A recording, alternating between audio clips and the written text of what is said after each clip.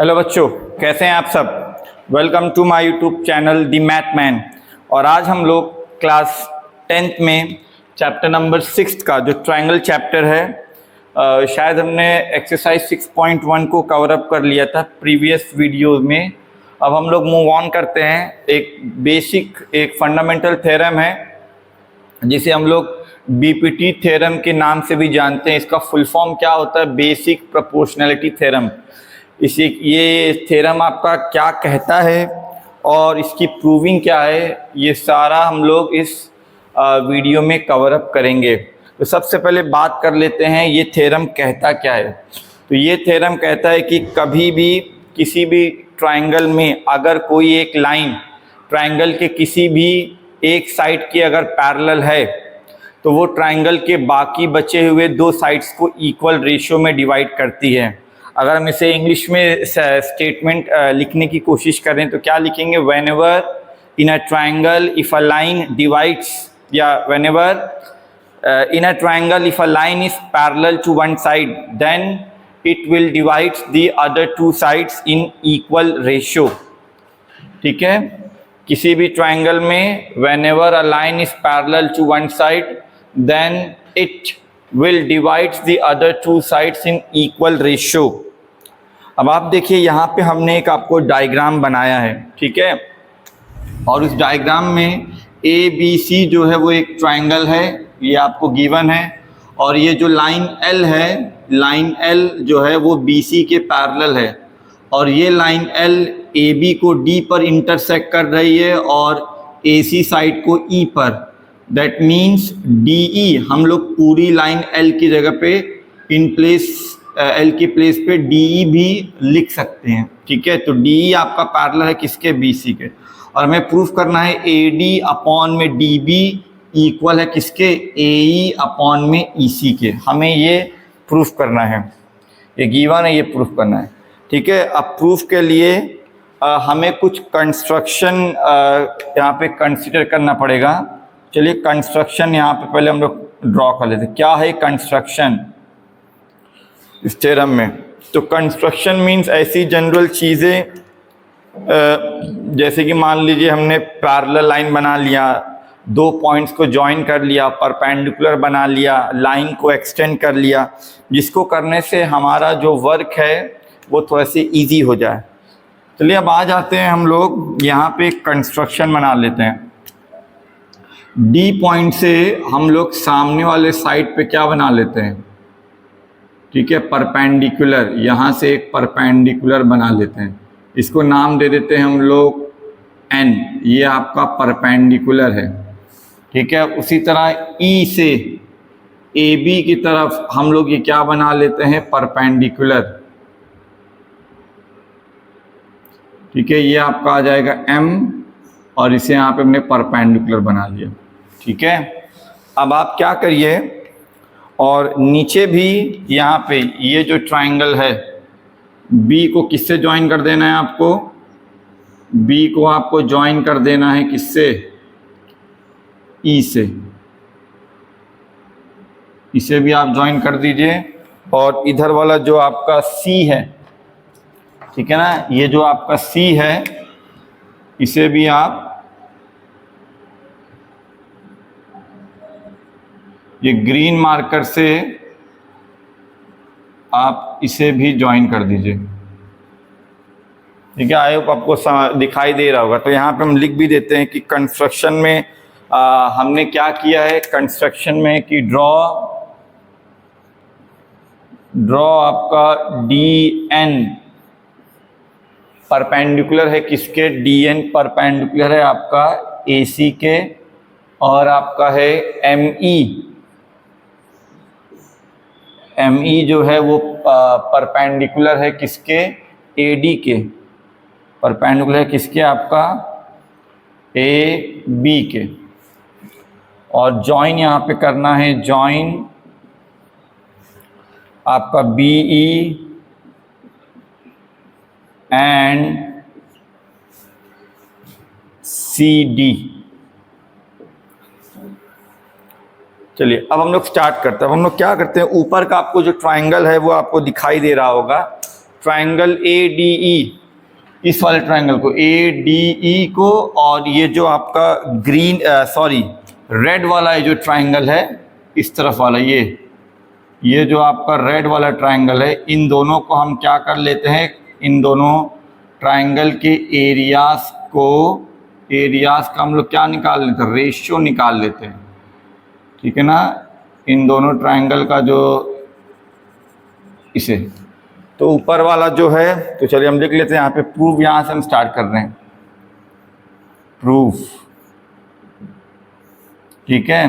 तो आप ले लीजिए एरिया ऑफ ट्रायंगल, कौन सा आपका है, ए डी ई, और अपॉन में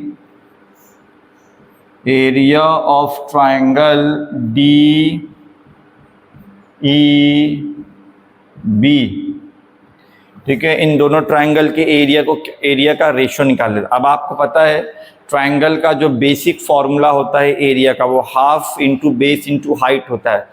तो ADE में देखिए बेस हम लोग AD को कंसीडर कर सकते हैं, और इसके सामने जो परपेंडिकुलर है ME, ये हो जाएगा आपका हाफ इंटू बेस है आपका AD, और इंटू हो जाएगा आपका ME, ठीक है ना। तो ये आपका हो जाएगा, और फिर अपॉन में क्या कर देंगे, नीचे वाले को चले लेते हैं। DEB आपको दिखाई दे रहा है, ये जो आपका रेड वाला पोर्शन है। अब रेड वाले पोर्शन में DB को मान लेंगे बेस, और इस रेड वाले के लिए जो परपेंडिकुलर होगा वो ME ही होगा, ठीक है ना। अब इसके पीछे कॉन्सेप्ट क्या है वो भी समझ लीजिए। अब आपको पता है, कोई बोले कि ये तो रेड वाले से ये जो परपेंडिकुलर ME है ये तो बाहर लाई कर रहा है, कहाँ से ये परपेंडिकुलर हो गया। लेकिन अगर आप ध्यान से देखें तो ये जो रेड वाला ट्रायंगल है DEB, ये आपका एक ऑब्ट्यूज एंगल्ड ट्रायंगल है। ऑब्ट्यूज एंगल ट्रायंगल में ज़रूरी नहीं कि हर एक 3 आप बना सकते हैं परपेंडिकुलर, हर एक परपेंडिकुलर ट्रायंगल के अंदर ही लाई करे, ये कोई कंपलसरी कंडीशन नहीं है। हम यहाँ पे इसे प्रूफ कर सकते हैं। देखिए जैसे मान लीजिए ये हमने एक ऑब्ट्यूज एंगल ट्रायंगल बना लिया, ठीक है, हमने क्या बना लिया, एक ऑब्ट्यूज एंगल ट्रायंगल। अब मान लीजिए इस वाले पॉइंट से हम इस साइड पर वो परपेंडिकुलर बनाना चाहते हैं, कभी भी ये परपेंडिकुलर, अगर परपेंडिकुलर बनाएंगे तो कुछ ऐसा आएगा, ठीक है ना। तो इस लाइन को मुझे क्या करना पड़ेगा, इस साइड को इसे मुझे स्ट्रेच करना पड़ेगा, तब जाके ये परपेंडिकुलर आएगा। तो उसी तरीके से ये जो रेड वाला है ये एक ऑब्ट्यूज एंगल ट्रायंगल है, इसे जब आप स्ट्रेच करिएगा तो इसके लिए भी परपेंडिकुलर हो जाएगा ME। तो यहाँ पे अगर हम लिख दें तो रेड वाले के लिए जो बेस हो जाएगा वो हो जाएगा DB, और उसी तरह यहाँ पे हाइट दोनों के लिए सेम हो जाएगा ME।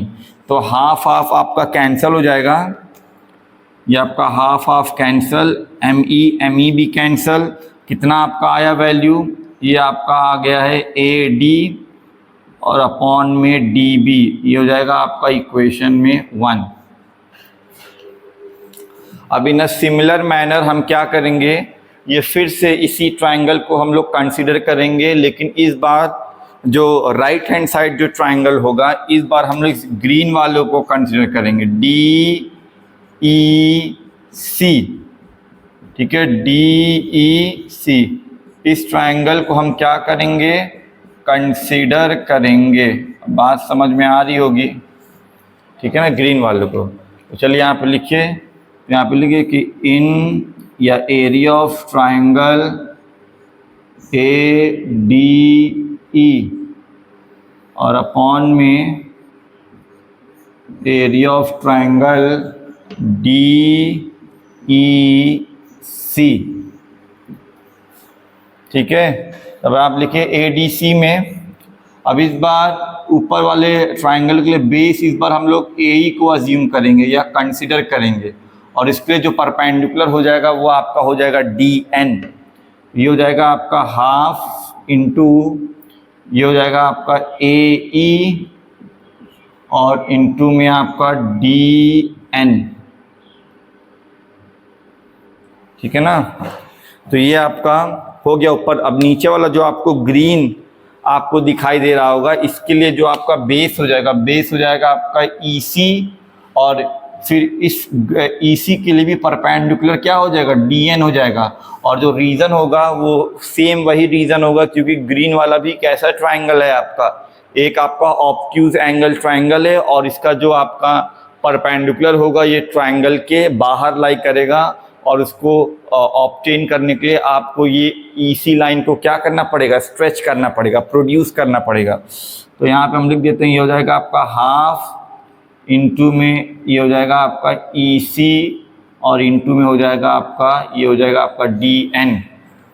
तो ये हाफ और हाफ कैंसल, डीएन और डीएन आपका कैंसल, कितना आंसर आ जाएगा, और ये हो जाएगा आपका ए ई, और अपॉन में हो जाएगा आपका ई सी, और ये हो जाएगा आपका इक्वेशन में सेकंड। ठीक है। अब हमें शायद इन्हीं दोनों चीज़ों को क्या करना है, प्रूफ करना है ना। A D upon D B जो है किसके इक्वल है, ए सी अपॉन ई सी के। कैसे प्रूफ करेंगे, अब आ जाते हैं इधर, ये आपका इक्वल है इसके, है ना, ये जो आपका लेफ्ट हैंड साइड है, ठीक है, लेफ्ट साइड में ये चीज़ है, और सेकंड इक्वेशन में आपका ये चीज़ है। अब दोनों में अगर हम थोड़ा से गौर करें तो यहाँ पे आपको तो अगर हम यहाँ पे लेफ्ट हैंड पोर्शन पे गौर करें तो देखिए दोनों का जो आपका न्यूमरेटर है वो आपका सेम टू सेम है, ए डी ई। बस किसी तरह अगर हम लोग कोशिश करके दोनों के डिनोमिनेटर को अगर बराबर दिखा दें तो ये पूरा इक्वल हो जाएगा एक दूसरे के। और जब दोनों इक्वेशन का लेफ्ट हैंड साइड आपका इक्वल है तो ऑब्वियसली आपका राइट हैंड साइड भी इक्वल हो जाएगा। तो अब हमारा जो मेन फोकस होगा वो इन दोनों ट्रायंगल के एरियाज को इक्वल दिखाना होगा। मींस ये जो रेड वाला एरिया है आपका वो ग्रीन वाले एरिया के इक्वल कैसे होगा। अब एक थ्योरम पे जो हमने क्लास 9th में पढ़ा होगा, क्या वो थ्योरम क्या है, अगर कोई भी दो ट्रायंगल को सेम बेस पर बनाया जाए, यहाँ पे रेड और ग्रीन के लिए सेम बेस आपका क्या है, डीई, और ये दोनों ट्रायंगल आपके सेम पैरेलल लाइंस के बीच में भी लाई करें। देखिए दोनों ही ट्रायंगल आपके डीई और बीसी के बीच में लाई कर रहे हैं, है कि नहीं। तो ऐसे दो ट्रायंगल्स के जो एरियाज होते हैं वो इक्वल होते हैं। ठीक है, स्टेटमेंट क्या हो जाएगा, two triangles on the same base and lying between same parallel lines have equal areas, है ना। आपको दिखाई दे रहा होगा रेड वाला ट्रायंगल और ग्रीन वाले जो ट्रायंगल है उनका एरियाज आपका क्या हो जाएगा, आपका इक्वल हो जाएगा। तो यहाँ पे हम लोग लिख लेते हैं कि एज पर थ्योरम,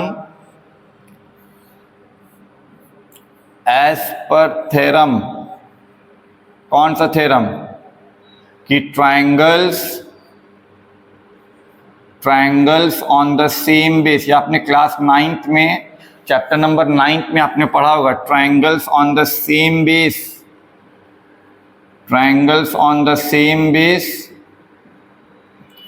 ठीक है ना, and triangle on the same base and lying between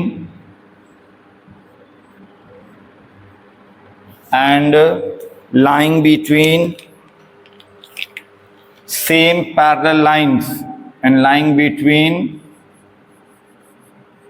same parallel lines have equal areas,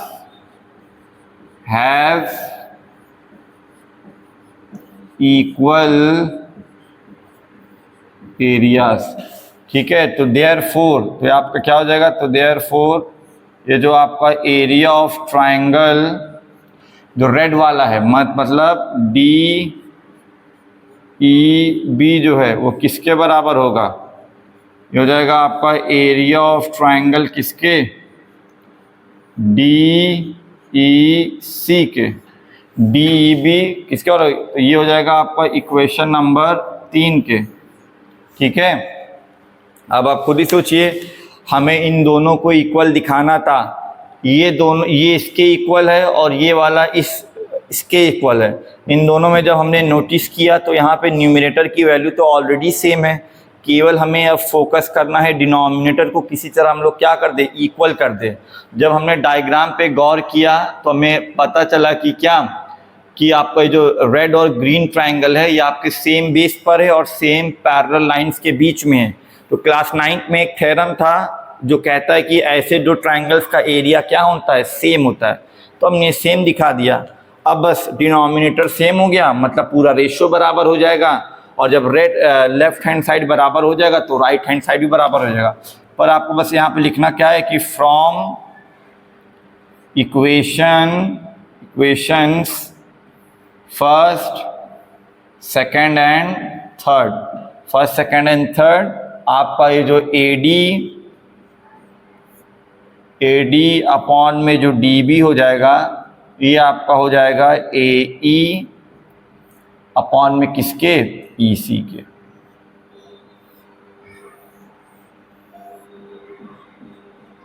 ठीक है, तो ये है आपका BPT थ्योरम। फिर से एक बार स्टेटमेंट को हम लोग रिकॉल कर लेते हैं। किसी भी ट्रायंगल में अगर कोई लाइन ट्रायंगल के किसी भी एक साइड के अगर पैरेलल है तो वही लाइन ट्रायंगल के बाकी बचे दो साइड्स को इक्वल रेशियो में डिवाइड करेगी। क्लियर है? अब यहाँ पे अगर हम थोड़ा सा डायग्राम से देखें तो कैसा स्ट्रक्चर लग रहा है आपको, ये AD अपॉन में DB इक्वल हो जाएगा आपका AE अपॉन में हो जाएगा EC, है ना। बटरफ्लाई स्ट्रक्चर कुछ जैसा है रिजल्ट। क्लियर है? अब हम लोग मूव ऑन करते हैं। ठीक है, बस इस थ्योरम में ये कंडीशन है कि एक ट्रायंगल होगा और ट्रायंगल में कोई एक लाइन ट्रायंगल के किसी भी एक साइड के क्या होगी, पैरेलल होगी। फिर उसके बाद रिजल्ट आपका ये जो रेशियो में है।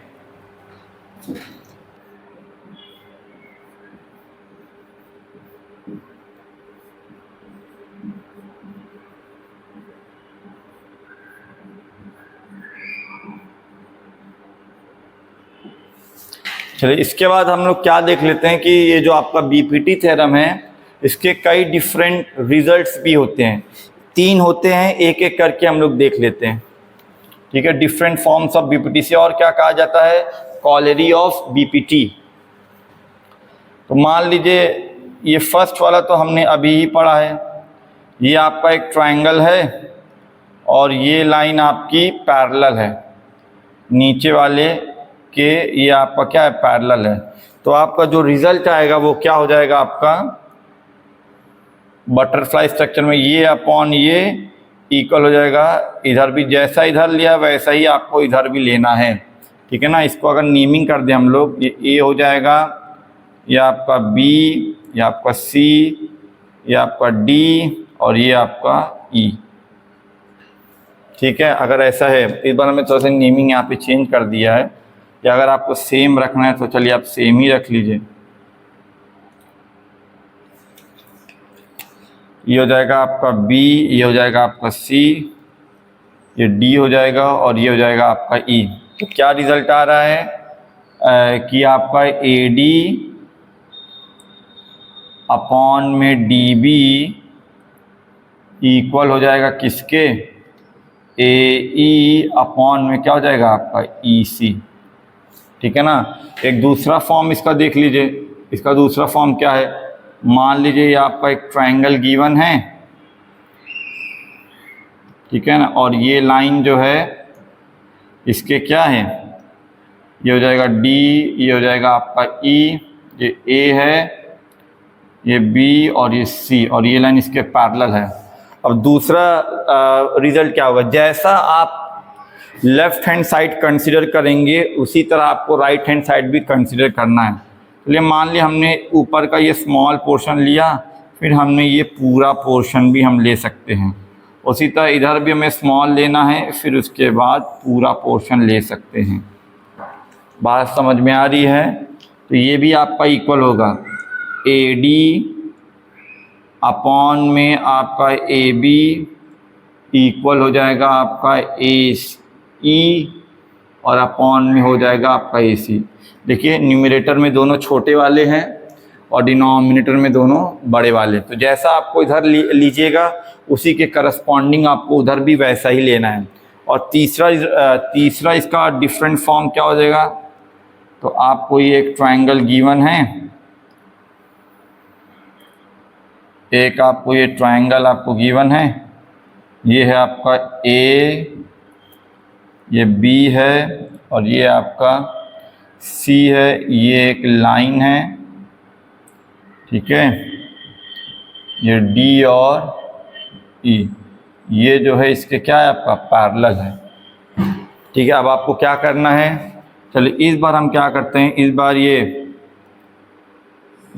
नीचे वाला लिया, फिर ये ऊपर वाला लिया, आप चाहे ऊपर वाला पहला भी ले सकते हैं, कोई दिक्कत नहीं, ये नीचे वाला और फिर ये आपका ऊपर वाला,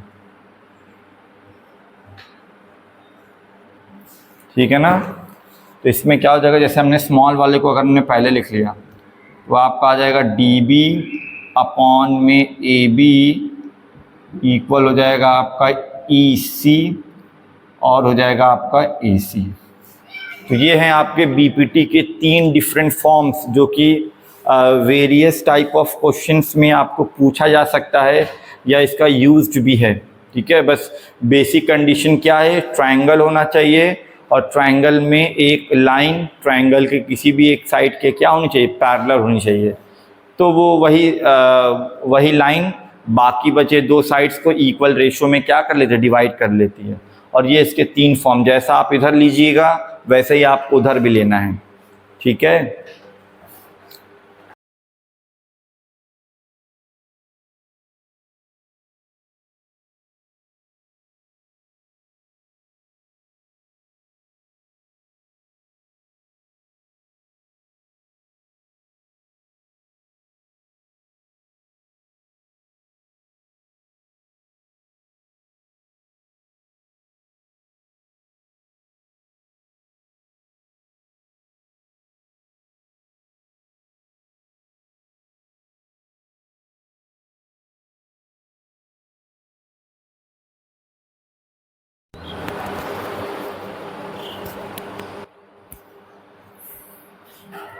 चलिए अब हम आ जाते हैं कन्वर्स ऑफ बीपीटी थ्योरम में। तो कन्वर्स ऑफ बीपीटी जो थ्योरम है वो बीपीटी थ्योरम का जस्ट उल्टा है, रिवर्स है या कन्वर्स है, ठीक है। तो स्टेटमेंट क्या है, इन अ ट्रायंगल अगर कोई line divides the 2 sides of the triangle in equal ratios then it will be parallel to the third side.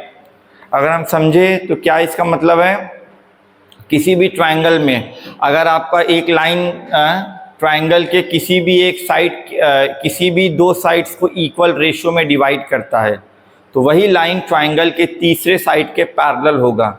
जो बीपीटी थ्योरम में जो चीज़ वहाँ पे गिवन थी वो इस ट्रायंगल इस वाले थ्योरम में प्रूफ करना है, और जो वहाँ पे प्रूफ करना था वो यहाँ पे आपका गिवन है, इसलिए इसका नाम जो पड़ा है वो कन्वर्स ऑफ बीपीटी है। रेशो गिवन है, पैरेलल आपको प्रूफ करना है। बीपीटी में पैरेलल गिवन था, रेशो आपको प्रूफ करना है, ठीक है। अब क्योंकि हम लोगों ने बीपीटी थ्योरम को पढ़ लिया है तो बिना उसका यूज़ किए हुए ये थ्योरम आपका होने वाला नहीं है, और एक कंस्ट्रक्शन सबसे पहले बना लेते हैं, ठीक है। तो कंस्ट्रक्शन क्या होगा, एक लाइन हम लोग डी से पैरेलल बना लेते हैं जो कि AC को कहाँ पे कट कर रहा है, E डैश पर, ठीक है ना, और E आपका यहाँ पे है, E जो है आपका वो आपका यहाँ पे, ये है आपका E और ये है आपका E डैश, और ये जो DE डैश है ये हमने कंस्ट्रक्शन से इसके पैरेलल ड्रॉ किया है।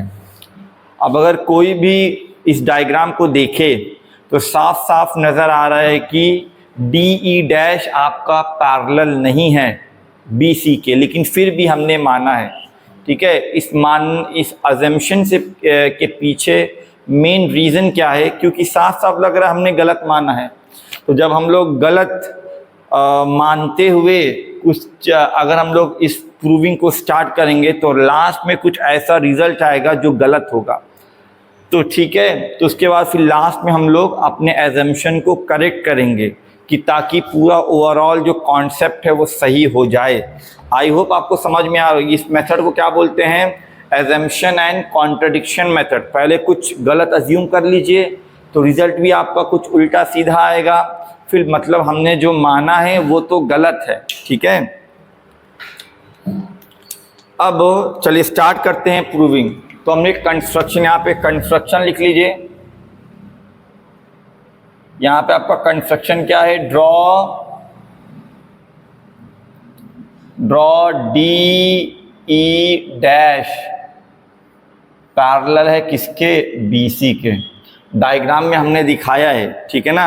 अब क्या करते हैं, तो चलिए यहाँ से हम प्रूफ स्टार्ट करते हैं। Proof,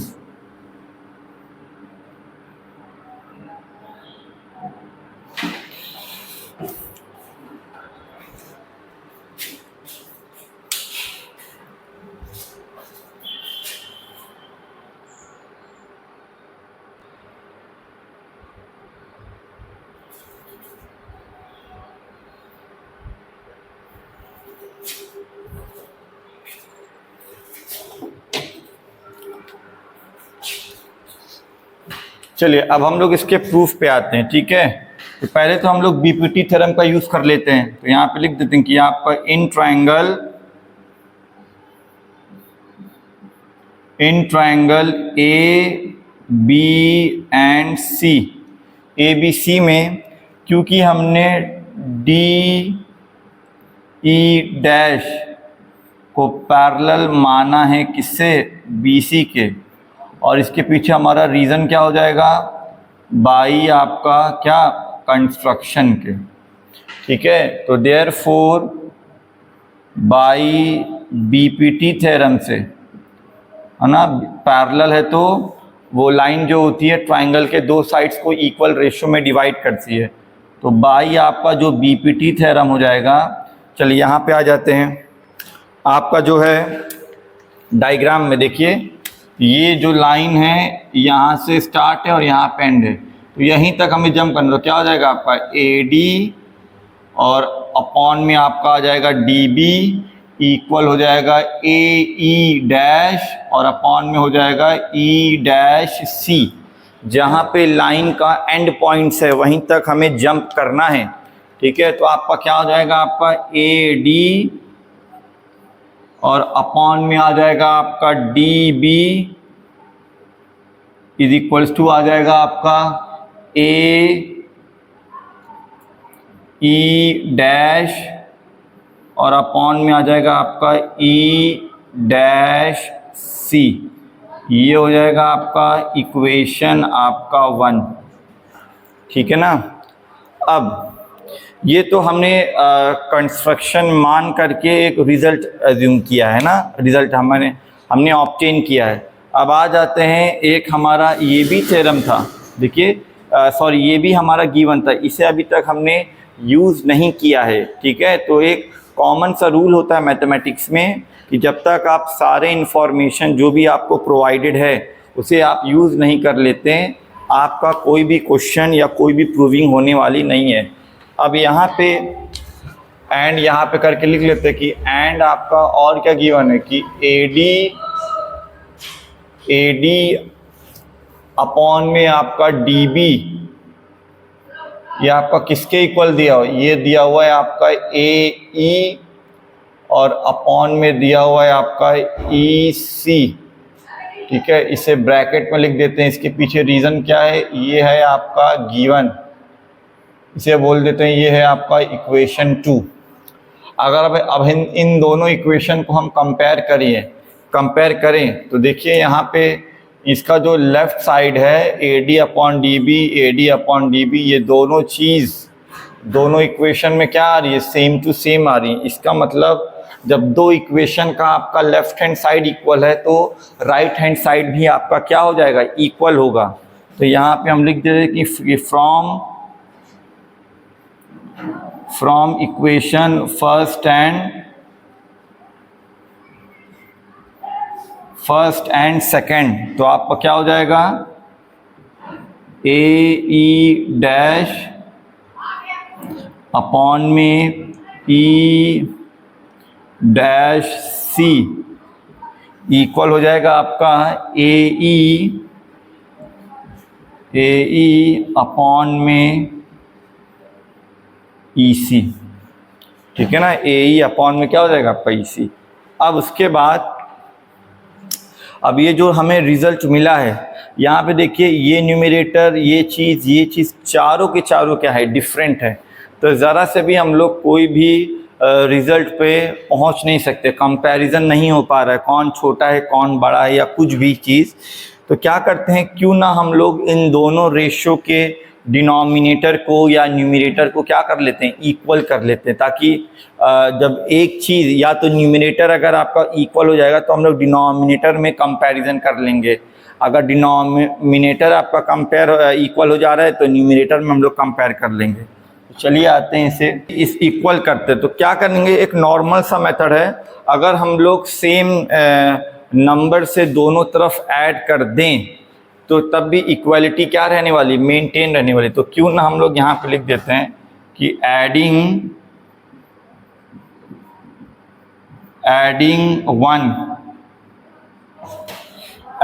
one on both sides, adding one on both sides. ठीक है ना, adding one on both side. तो हमें क्या मिल रहा है कि यहाँ पे अगर हम लोग ये आपका ए ई डैश और अपॉन में आपका ई डैश सी, ये भी हमने +1 कर दिया, और इधर भी अगर हम लोग करें ये हो जाएगा आपका ए ई अपॉन में ई सी, और ये भी आपका +1। ठीक है, चलिए एलसीएम लीजिए। एलसीएम हो जाएगा आपका ई डैश सी एलसीएम हो जाएगा। ये ई डैश सी आपका इधर 1 के साथ मल्टीप्लाई होगा, ये हो जाएगा आपका ए ई डैश और प्लस में ई डैश सी इक्वल हो जाएगा। यहाँ पे आ जाओ, ये हो जाएगा आपका डिनोमिनेटर में ई सी, और ये ई सी इधर मल्टीप्लाई हो जाएगा, तो कितना हो जाएगा आपका, ये हो जाएगा आपका ए ई और प्लस में हो जाएगा आपका ई सी। ठीक है, अब आप डायग्राम में देखिए, ए ई डैश और ई डैश सी, शायद ये पूरा लेंथ को कवर अप कर रहा है। यहाँ से देखिए ए ई डैश, यहाँ तक ई डैश होगा, फिर इसका ई डैश से सी तक पूरा देखिए क्या आ रहा है आपका, ए सी आ रहा है कि नहीं।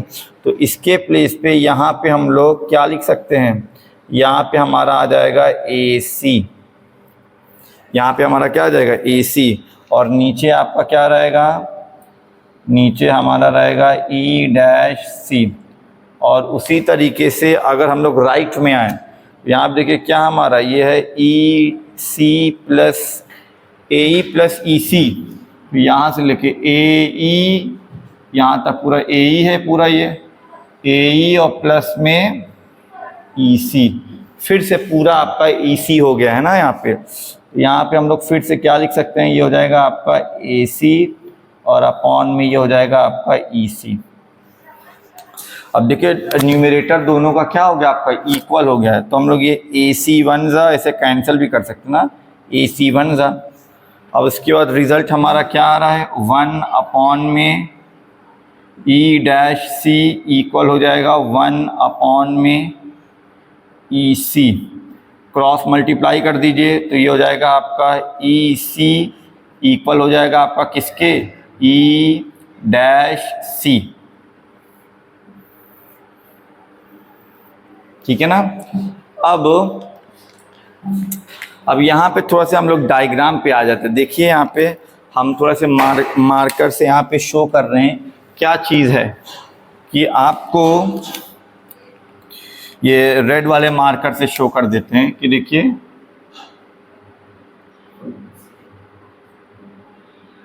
ये रहा आपका ए ई डैश, ये जो रेड वाला मार्कर है ये है, सॉरी मुझे नीचे ले लेना है।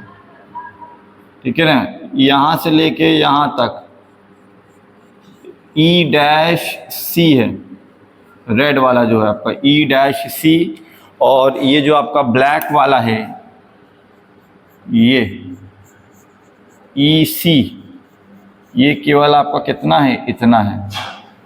बात समझ में आ रही? तो देखिए डायग्राम से तो रेड वाला जो लेंथ है, ई डैश वाला जो लेंथ है वो लेंदी है और ई सी आपका छोटा है, लेकिन यहाँ पे अलजेब्रिकल फॉर्म में दोनों आपका इक्वल आ रहा है। ठीक है, अब इन दोनों रिजल्ट को ग्राफिकली और अलजेब्रिकली दोनों एक दूसरे के साथ क्या करे, एग्री करे।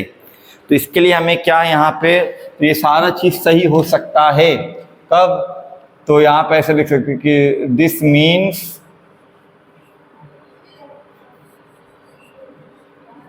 दिस मीन्स जो आपका पॉइंट्स, ये जो आपका पॉइंट्स है, कौन कौन सा points, E and E dash, ये दोनों क्या करें, कोइंसाइड करें, कोइंसाइड करें मतलब एक दूसरे के ऊपर लाई करें। ठीक है, जहाँ पे ई होगा वहीं पे ई डैश होगा। क्लियर है? तो दिस इम्प्लाइज, ठीक है, तो हमने ये प्रूफ कर दिया कि आपका ई और ई डैश पॉइंट जो है वो आपका सेम पोजीशन पर लाई करता है। नाउ अब क्योंकि हमने डी ई डैश को पैरेलल माना था, किसके, बी सी के, माना था कि नहीं, बाय कंस्ट्रक्शन से, तो अब हम लोग क्या, ई डैश के प्लेस पर ई नहीं लिख सकते हैं क्योंकि दोनों लोग सेम पोजीशन पे हैं, ये हमने प्रूफ कर दिया है। ठीक है, since E and E dash coincide, ठीक है, तो देयरफॉर आपको यह आ गया कि डी जो है आपका क्या हो गया, आपका बी सी के पैरेलल है, और यही हमें प्रूव भी करना था। ठीक है, तो ये होता है आपका कन्वर्स ऑफ बीपीटी थ्योरम। तो कभी भी किसी भी ट्रायंगल में अगर कोई लाइन ट्रायंगल के दो साइड्स को इक्वल रेशियो में डिवाइड कर रही है तो वही लाइन ट्रायंगल के तीसरे साइड के पैरेलल होगी। इससे पहले क्या थ्योरम था, बीपीटी थ्योरम था। बीपीटी में आपको एक ट्रायंगल में अगर कोई भी एक लाइन ट्रायंगल के एक साइड के पैरेलल है तो वही लाइन ट्रायंगल के दो साइड्स को इक्वल रेशियो में डिवाइड करेगी। आई होप ये दोनों थ्योरम आपको समझ में आया होगा। और इसके बाद जो एक्सरसाइज 6.2 है उसमें इसी दोनों थ्योरम के बेसिस पर आपका वो क्वेश्चंस हैं। ठीक है, तो आई होप ये वीडियो आपको अच्छी लगी होगी। तो इस वीडियो पे लाइक करिए, कमेंट करिए और हो सके तो इस चैनल को सब्सक्राइब करिए। तो मिलते हैं हम लोग नेक्स्ट वीडियो में। Till then take care, thank you.